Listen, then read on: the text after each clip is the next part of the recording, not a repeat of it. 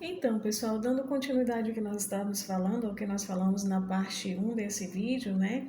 O que nós falamos? Que a transição da Idade Média para a Idade Moderna, ela foi marcada por uma série de acontecimentos. Por isso nós tivemos uma transição, uma ruptura, né, de uma fase da história da humanidade para um outro momento. E aí, o que nós podemos estar falando, assim, de modo geral? Primeiro, quais foram os fatores? Fatores de ordem econômica, social, política, né? Porque quando tem uma ruptura, quando nós vamos ter uma transição de um período para o outro, tem que ter um grande acontecimento. E os acontecimentos, ele vem de todos os lados, nós podemos dizer, de todos os segmentos da sociedade, desde o social, político, econômico, religioso.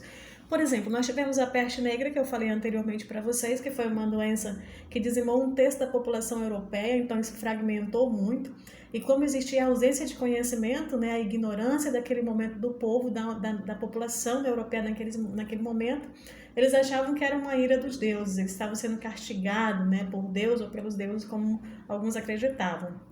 Além disso, nós vamos ter o quê? A maior seca que já existiu na Europa, né? Então a agricultura entrou em declínio, automaticamente enfraqueceu os senhores feudais e fortaleceu uma nova classe que estava ascendendo a partir de agora, que era aqueles que trabalhavam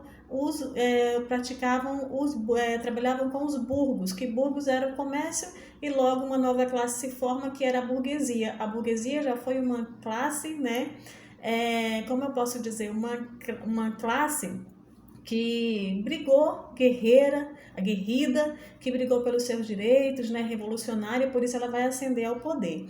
Diga-se de passagem também, nós vamos ter a questão religiosa. Lembre-se, na Idade Média, a maior senhora feudal era a igreja, então a igreja tinha um poder muito grande, tão grande que se confundia quem era o primeiro e quem era o segundo estado, porque ela estava sempre a favor dos reis e os reis estavam a favor dela. Então nós vamos ter o cisma do Ocidente, que vai ser um fator que vai fazer o quê? Nós vamos ter a divisão da igreja, né? O cisma do Ocidente, ela dividiu a igreja em dois papas. Um papa ficava em Roma e a outra sede do papado ficava na França. Por isso ficou conhecido como cisma do Ocidente.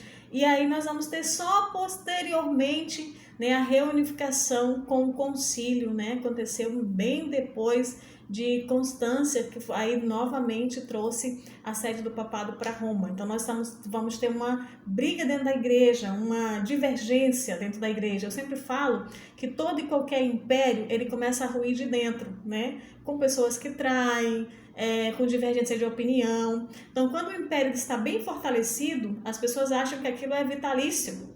Então acontece a ruptura, porque, claro, nada vai satisfazer a todos, né? Então, fruto das insatisfações, o achismo que faz com que a humanidade peque muito, fez com que ocorresse então uma ruptura dentro do grande império que foi a igreja naquele momento.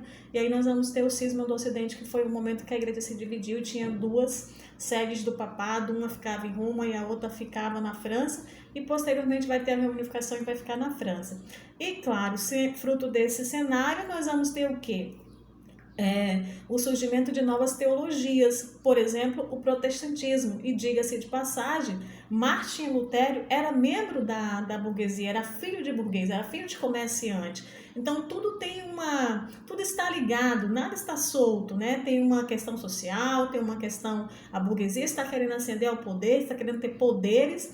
Então ela vai trazer consigo que uma nova forma de negociar, uma forma de comercializar. A moeda entra em circulação, sai de cena os senhores feudais, entra em cena a burguesia e traz consigo uma nova forma de organização do sistema político, que vai ser o sistema capitalista.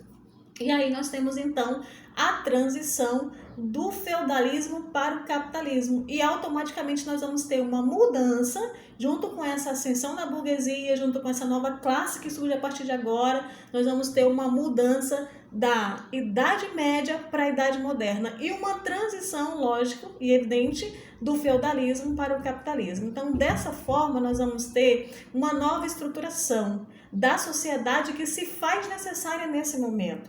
E qual vai ser a estruturação? Vai surgir um exército que vai precisar trabalhar para essa classe, né? Um exército mercenário. Por que mercenário? Mercenário é aquela pessoa que vende sua força de trabalho, que só trabalha se for remunerado. Então vai precisar de segurança. E a segurança, a partir de agora, ela vai ser remunerada. Surge um exército mercenário nesse momento. A unificação das línguas, precisava de uma língua unificada, precisava de leis. Então nós vamos ter o Estado se estruturando a partir de agora, trazendo leis que vão ditar, que vão organizar o comportamento da população europeia naquele momento. Então, o surgimento do Estado fortalecido, trazendo leis que vão regulamentar o comportamento da população europeia naquele momento.